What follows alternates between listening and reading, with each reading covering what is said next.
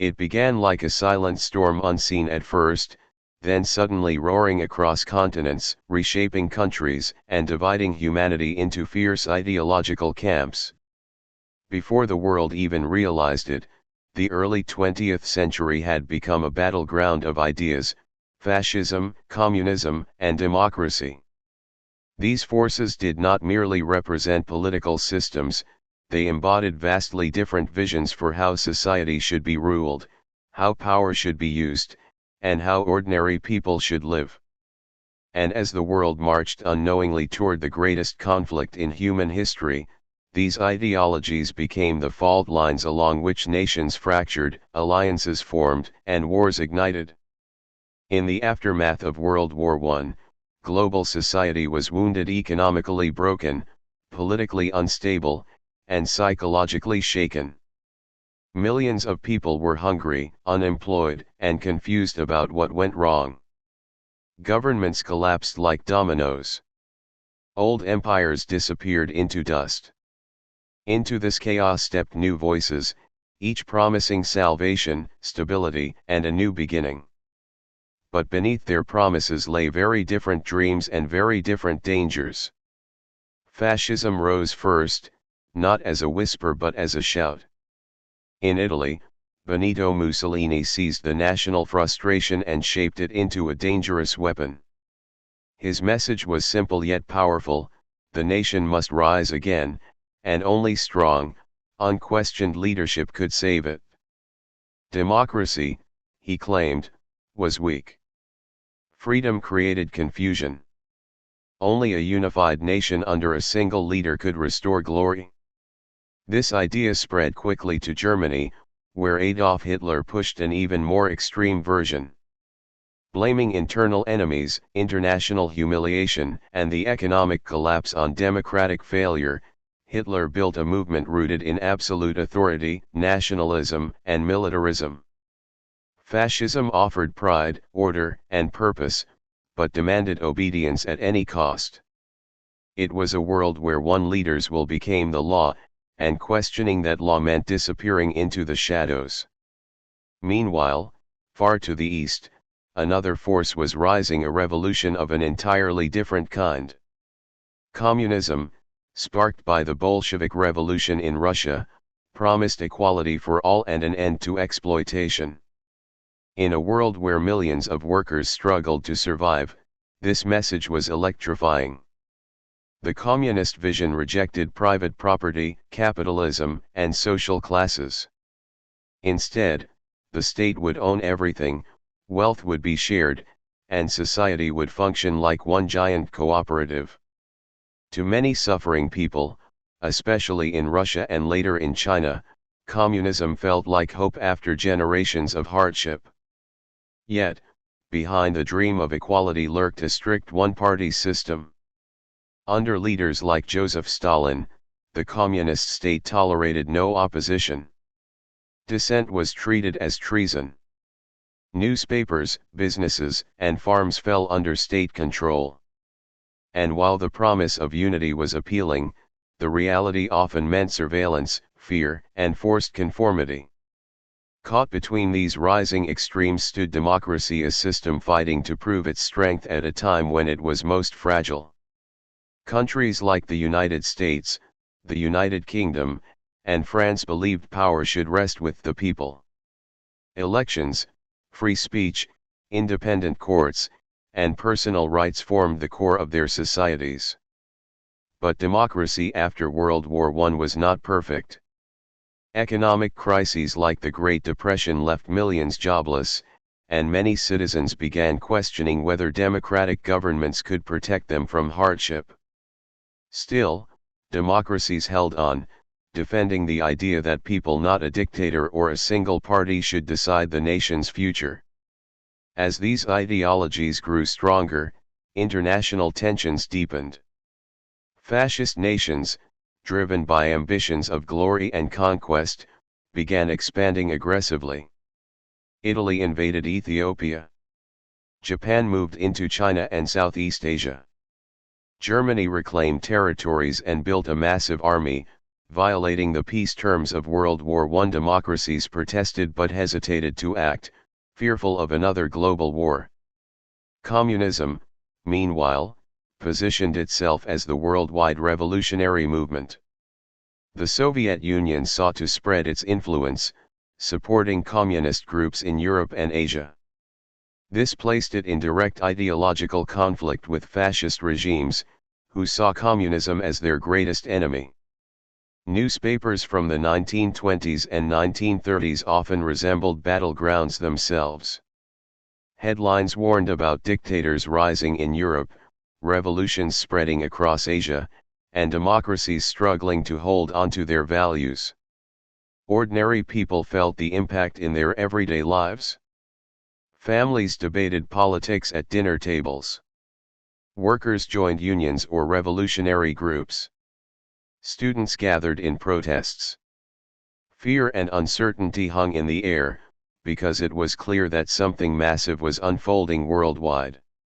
Yet these ideologies were not only political movements, they shaped culture, education, and identity. Fascist youth organizations trained children to become loyal soldiers of the state. Communist schools taught students that the nation was a single family under the guidance of the party. Democratic societies encouraged debate, questioning, and individuality. These differences created generations who thought differently, lived differently, and viewed the world through entirely separate lenses. By the mid-1930s, the divide between the three ideologies had become unmistakable. Fascist rallies in Germany showcased massive parades, fiery speeches, and displays of military strength. Communist workers marched under red banners, calling for global revolution and workers' rights. Meanwhile, democratic nations held elections, negotiated treaties, and tried to maintain peace through diplomacy. But peace was slipping away. The world was like a powder keg tightly packed with tensions, grievances, ambitions, and mistrust. Every nation felt the pressure. No one knew which spark would ignite the explosion, but everyone felt it coming. The ideologies had moved beyond theory, they had become engines driving nations toward confrontation. The more fascist nations expanded, the more democracies were forced to respond. The more communism spread, the more fascists sought to crush it. The global map was dividing itself into rival camps, each convinced it was the only path to the future. And so, as the 1930s drew to a close, the world stood on a cliff. Democracies hoped to prevent war. Fascist states prepared to launch it. Communist leaders strengthened their armies, unsure when they might be forced to fight. Ordinary people, reading their newspapers and listening to radio broadcasts, sensed only that something terrible was rising. But they did not know that this clash of ideologies, fascism vs communism vs democracy, would soon erupt into a conflict so vast, so destructive, that it would change the course of human history forever. The world tilts toward war. The world did not collapse in a single moment, it slipped gradually, almost quietly, into danger. After years of ideological tension, the late 1930s became the period when the balance finally began to tilt. Each nation, driven by its own fears and ambitions, stepped into a dangerous dance. The global stage was crowded with leaders making bold moves, people living in uncertainty, and armies preparing for storms they could sense but not fully understand. The world was changing too fast, and yet too slowly for anyone to stop what was coming. From Europe to Asia, the air felt charged with something unsettling. Economic despair had already weakened societies. Political tensions had divided populations. Now, leaders were reshaping borders, rewriting laws, and rebuilding armies. It was no longer about theories or ideology, it was about power, real, physical, expanding power. Fascist nations pushed outward. Communist forces tightened their hold. Democracies, hoping to preserve peace, found themselves trapped between caution and responsibility. Germany was the first to break the delicate balance.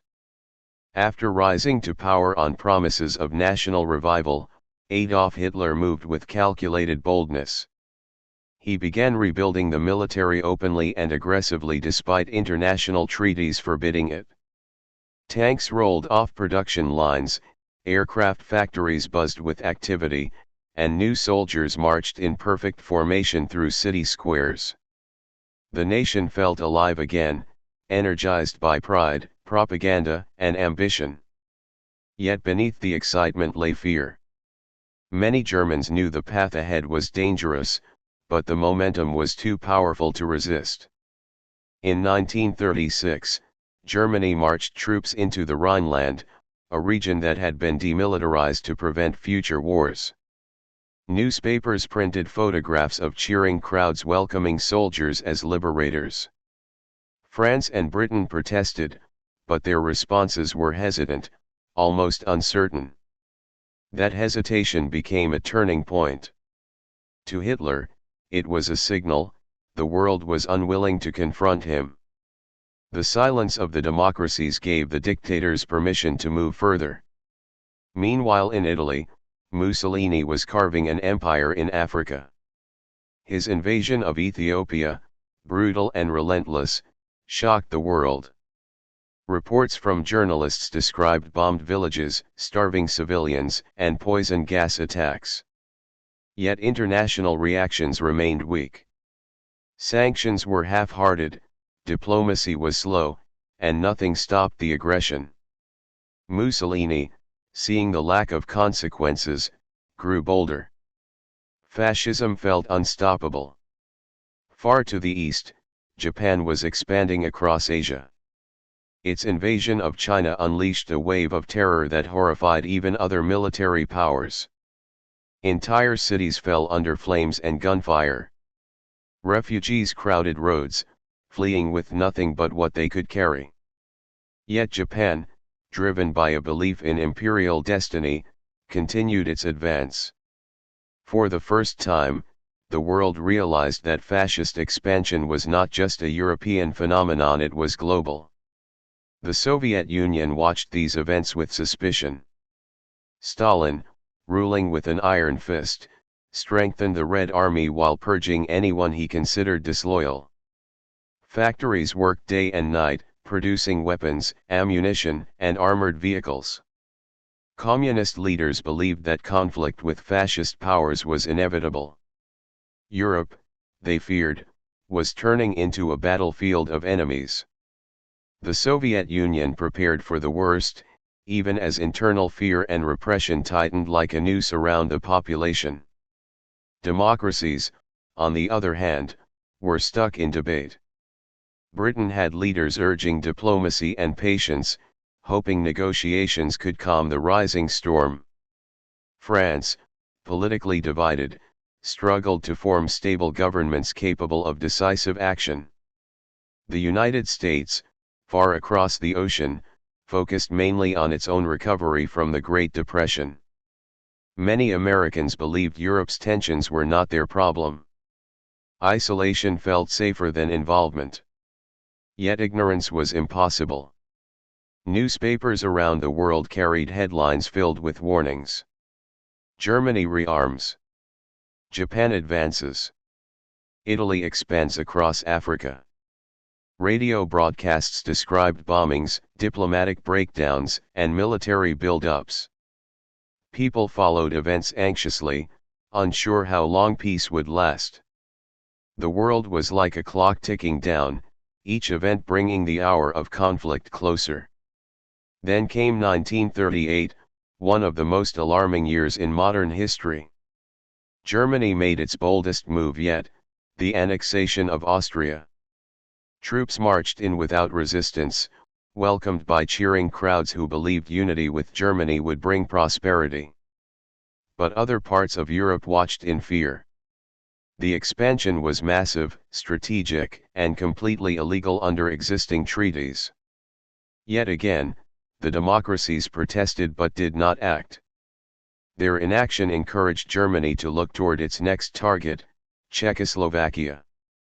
In Munich, European leaders met to negotiate.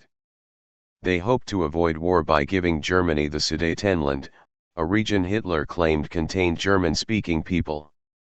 The agreement, signed without Czechoslovakia's consent, was celebrated briefly as a victory for peace. "Peace for our time," declared British Prime Minister Neville Chamberlain. But it was an illusion. Hitler viewed the agreement not as a diplomatic success but as proof that he could take even more without consequence. Across the continent, people held their breath. Tensions were suffocating. Armies trained relentlessly. Children practiced air raid drills. Governments ordered gas masks and built underground shelters. Newspapers printed maps showing troop movements and shifting borders. It felt like watching a storm forming on the horizon, massive, violent, and impossible to escape.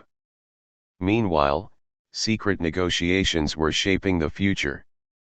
Stalin, distrustful of both fascists and Western democracies, sought a deal that would protect the Soviet Union from immediate attack. In 1939, the world was stunned when Germany and the Soviet Union signed a non-aggression pact. The two sworn ideological enemies promised not to fight each other.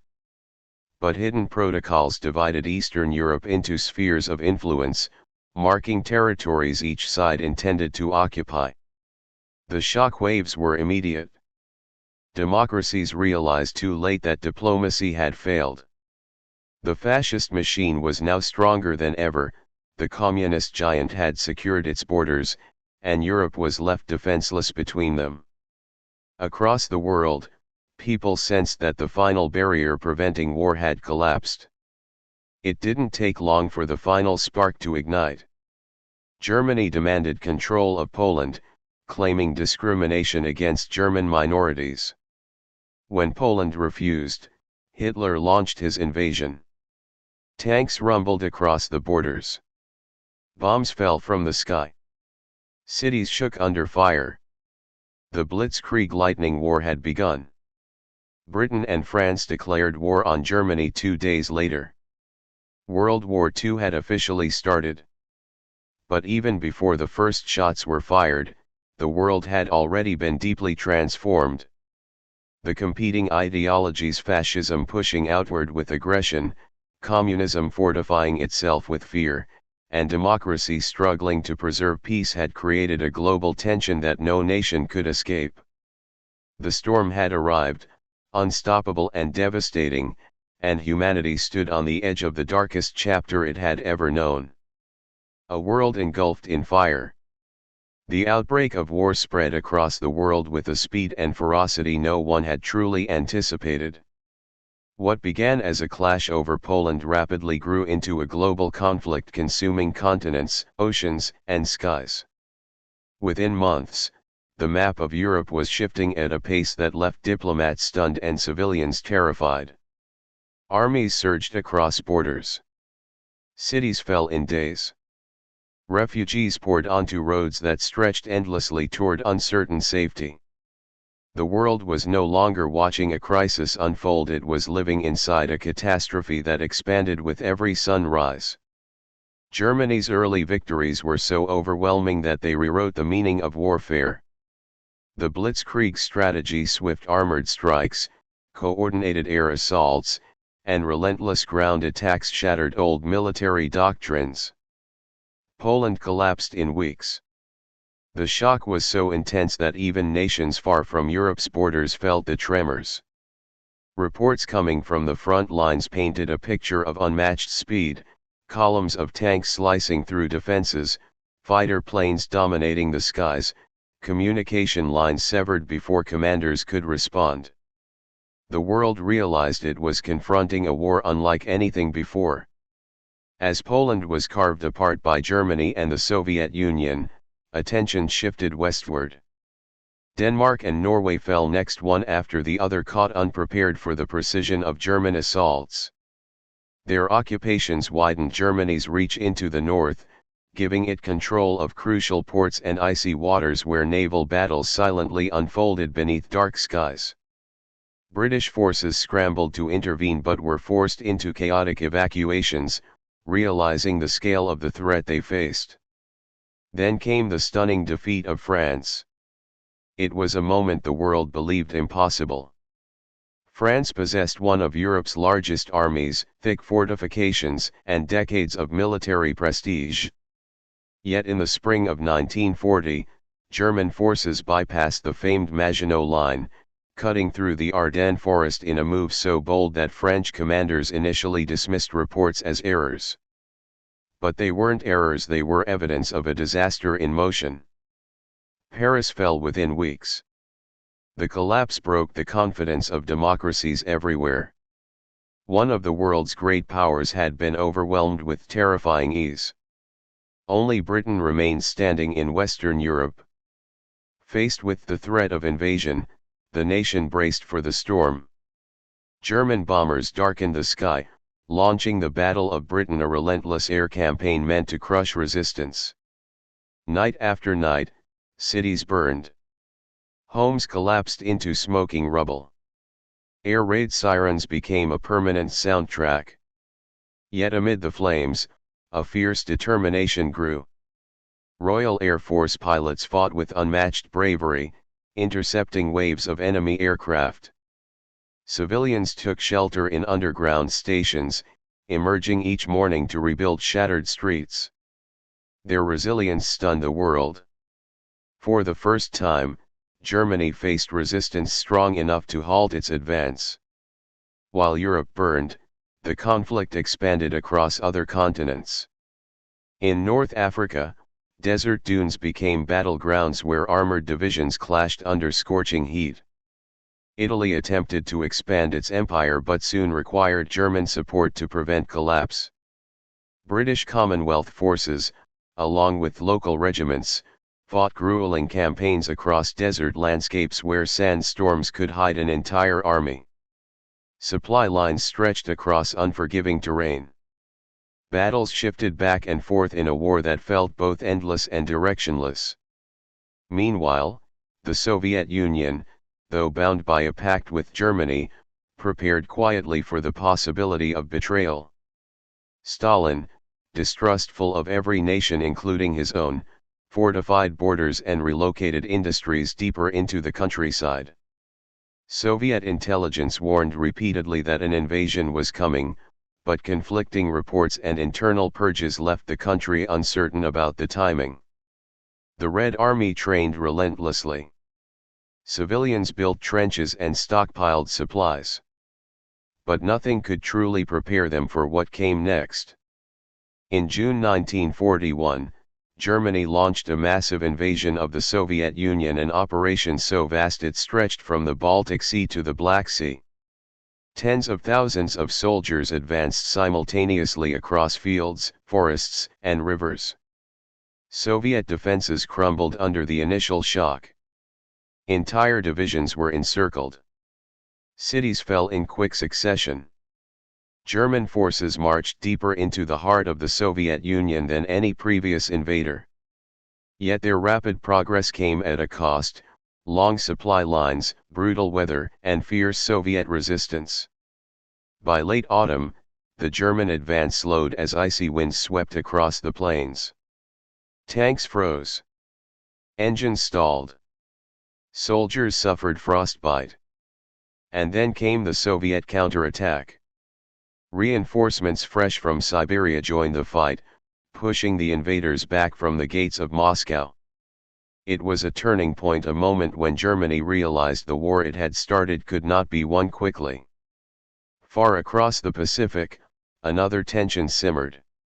Japan, pursuing its imperial ambitions, faced economic pressure from the United States. Sanctions strangled its access to vital resources like oil. Instead of retreating, Japanese leaders made a decision that would change the course of the entire war. On a quiet Sunday morning in December 1941, Japanese aircraft launched a stunning assault on Pearl Harbor. Battleships burned. Aircraft exploded on runways. Thousands were killed. The attack shattered peaceful illusions in the United States and pushed the nation fully into the war.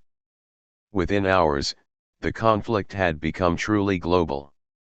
Japan attacked multiple Asian territories, sweeping across the Pacific with speed similar to Germany's early campaigns. American, British, Dutch, and local forces struggled to respond. Islands fell rapidly as Japanese troops advanced toward strategic locations. For millions in Asia, the war became a daily reality: bombings, occupation, forced labor, and broken economies. Back in Europe, the Atlantic Ocean turned into a deadly battleground. German submarines patrolled deep waters, sinking merchant ships carrying food, weapons, and fuel to Britain. The sea became filled with wreckage. Convoys, escorted by warships, navigated dangerous routes constantly watched by underwater predators. The battle for control over supply lines was as critical as any fight on land. As the war intensified, societies everywhere transformed. Factories operated non-stop. Women took on roles once reserved for men, working in assembly lines, driving ambulances, decoding messages. Young men were drafted by the millions. Governments rationed food, fuel, and clothing. Propaganda filled newspapers, films, and posters, shaping public opinion and urging unity. The war seeped into every corner of life. No one remained untouched. The conflict also revealed unimaginable brutality. Entire communities vanished under occupation. Resistance fighters risked their lives sabotaging enemy operations. Prisoners of war endured horrific conditions. Civilians suffered bombings that erased entire neighborhoods in minutes. Fear was constant, but so was courage. Stories of quiet heroism: families hiding refugees, soldiers sharing their last supplies, doctors performing surgeries in the middle of ruins, were woven into the fabric of the conflict. By the end of 1942, the world had changed beyond recognition. The Axis powers had expanded across vast territories, but resistance was growing stronger each day. The Allies, now including the United States, the Soviet Union, and Britain, had begun coordinating strategies, sharing intelligence, and planning counteroffensives. The war had reached its midpoint, a moment when outcomes were uncertain, and the future hung in a balance too heavy for any single nation to carry alone. Humanity stood trapped in a struggle so immense that even victory promised only exhaustion and grief. But the world had committed to the fight. There was no turning back.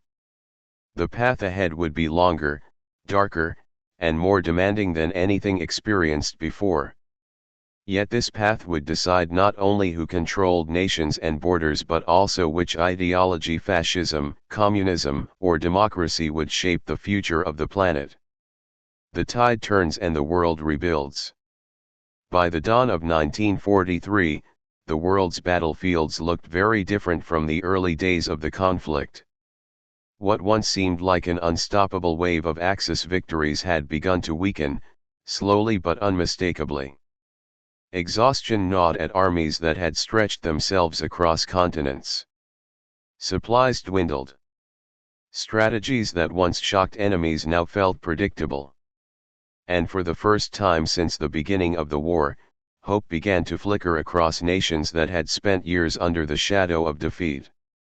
The turning of the tide did not happen with a single event; it unfolded across multiple fronts, each shaping the momentum of the global struggle. In the Soviet Union, the brutal winter had become both a shield and a weapon. After months of relentless combat, the city of Stalingrad turned into the graveyard of German ambition. Buildings reduced to skeletal frames housed desperate fighters who battled for every inch of rubble. Civilians, too weak to flee, dug shelters under ruins. Gunfire echoed through shattered streets. The cold was merciless, freezing weapons and flesh alike. Yet Soviet determination never collapsed. When German forces finally surrendered, the defeat sent shockwaves across Europe. It was the first major sign that the Axis war machine could bleed. Far away in North Africa, the desert sands witnessed another dramatic shift. Allied forces launched strategic campaigns that pushed the Axis armies back from previously conquered territories. Sandstorms that once hit German tanks now covered their retreating columns. Battles that stretched across barren landscapes tested every soldier's endurance. Water was scarce, heat unbearable, and terrain unforgiving. But perseverance paid off. By mid-1943, the Axis presence in North Africa crumbled, leaving the Mediterranean exposed to Allied operations. With these victories, the Allies gained momentum and confidence. Political leaders who had once spoken with caution now discussed offensive strategies openly. In meeting rooms filled with cigarette smoke and maps pinned to walls, commanders planned new assaults. Supplies from American factories arrived in enormous quantities: tanks, aircraft, ammunition, and food, strengthening Allied capabilities. The balance of power had shifted, and it was clear to the world that the conflict had entered a new phase. The next step was the invasion of southern Europe. Italy, exhausted by years of war and disillusioned by Mussolini's broken promises, found itself collapsing from within. As Allied forces landed on its coasts, Italians rose against fascism. Mussolini was overthrown in a dramatic turn, and the nation descended into chaos as German forces rushed in to maintain control. Towns and villages became battlegrounds. Mountains echoed with gunfire from Italian resistance fighters who now worked alongside Allied soldiers. The downfall of Italy didn't end the war, but it cracked the foundation of Axis unity. Across the Atlantic, the United States intensified its Pacific campaign. The ocean that had once seemed vast and insurmountable was now a theater of relentless struggle. Island after island became scenes of brutal combat. Dense jungles hid snipers. Coral reefs damaged ships. Tropical diseases weakened entire units. Yet American and Allied forces pressed forward, determined to dismantle Japan's control of the region. Naval battles turned the tides. Aircraft carriers replaced battleships as the decisive power. The world began to understand that the Pacific War was entering its own final act. Meanwhile, the skies above Europe also changed. The once feared German Luftwaffe, stretched thin and unable to replace losses, struggled to defend its cities. Nightly air raids lit the horizon with fires. Factories, railways, and military installations became strategic targets. Civilians sought shelter underground as bombs thundered overhead. The cost was heavy, but the air campaign weakened the Axis infrastructure that had fueled its rapid expansion in the early years. Then came 1944, the year the Allies made their boldest move: the D-Day invasion. Under a grey dawn sky, thousands of ships crossed the English Channel carrying soldiers who knew they were stepping into the jaws of death. The beaches of Normandy erupted in gunfire and explosions. Sand turned to mud under the weight of advancing troops. Smoke blanketed the coastline. Yet, despite the chaos, the landing succeeded. It marked the beginning of the end for Germany. As Allied forces pushed inland, towns liberated from occupation greeted them with tears, songs, and tattered flags hidden for years. From both east and west, German forces were squeezed relentlessly. The Soviet Union advanced with enormous strength, reclaiming territories lost in the earlier phases of the war. Cities that had endured unimaginable suffering finally saw the return of their own armies. The cost was devastating: millions had perished, landscapes were ruined, and families torn apart, but the momentum was irreversible. Germany's ability to resist diminished daily. Inside Germany itself, desperation hung in the air. Factories operated under constant threat of bombing. Food shortages worsened. Propaganda grew louder even as morale collapsed. Hitler's speeches promised miracles that no one believed. The once mighty Reich now faced the combined weight of the world's largest military forces. And in April 1945, as Allied troops closed in from all sides, Hitler's rule came to a final, grim end. Europe's war officially concluded in May 1945. Crowds filled streets in cities across the world: London, New York, Paris, Moscow, celebrating the end of a conflict that had scarred an entire generation. But relief was mixed with sorrow. Behind the cheers lay ruins, graves, and memories of horrors that defied comprehension. The liberation of concentration camps revealed suffering on a scale the world had never imagined. Millions had perished under racial hatred and political repression. The revelations hardened humanity's resolve: such atrocities must never happen again. Yet the war was not entirely over. The Pacific conflict continued as Japan refused to surrender. Battles raged in dense forests and on volcanic islands where every step was contested. Plans for a massive invasion of Japan were underway, raising fears of unimaginable casualties. Then, in a moment that changed the course of history, the United States unleashed a new, terrifying weapon: the atomic bomb. Hiroshima and Nagasaki were reduced to ashes within seconds. The destruction was beyond anything ever witnessed. Faced with such devastation, Japan surrendered, and the global war finally came to an end. In the aftermath, nations gathered to rebuild a broken world. Cities rose from rubble. Governments restructured. Millions of displaced people searched for home. The ideological battle that had fueled the conflict, fascism, communism, and democracy, did not disappear. Instead, a new rivalry emerged. The United States and the Soviet Union, former allies, entered a tense standoff that shaped global politics for decades: the Cold War. Democracy and communism became the new opposing forces, each determined to shape the future of humanity. But despite the emerging tensions, the world also built something remarkable: the United Nations, a global body created to prevent future conflicts. Out of ashes and grief, humanity attempted to craft a system that valued dialogue over violence, cooperation over division. The war had ended, but its lessons remained etched in memory.